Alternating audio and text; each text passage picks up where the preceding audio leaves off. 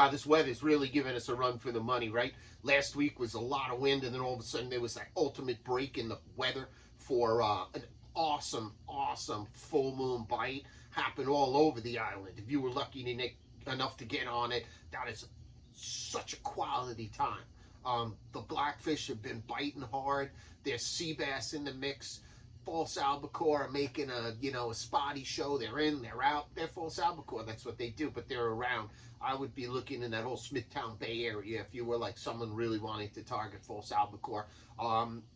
The striped bass and the bluefish is still around. Different areas kind of heat up on and off. The river was like super red hot. I know there was somebody got pulled out of the water. You drop in that river on a full moon in between the middle of the tide, you're looking at like an easy 8 to 10 knot current, and there's no way you're gonna like swim against that. So, listen, if you're fishing on some of these areas, like, down in the breach there, the old new inlet, they're shifting sands, and people don't know. You go there for the first time, some of these spots in the dark, you can really like get yourself in trouble.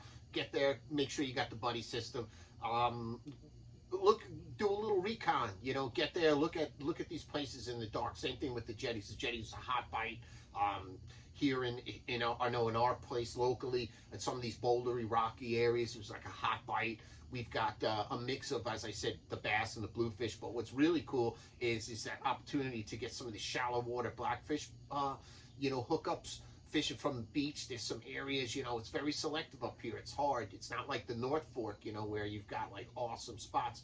But over here, if you're willing to walk along the beach, you're going to find these little rocky areas where definitely blackfish are sitting there. Fish jigs, a sinker, single hook works too.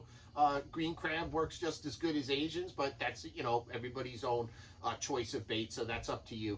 I would definitely get out there and try it up. Right now, it's kind of a crappy weather, We've got these two fronts came through, so I don't know what it's going to do to the bite. I know that for us, it's going to mean a lot of these harbors, a lot of these marshy creeks are going to have a high salinity area, so that might change the bite. Maybe it's going to drive the fish deeper. I don't know. Let's see what happens.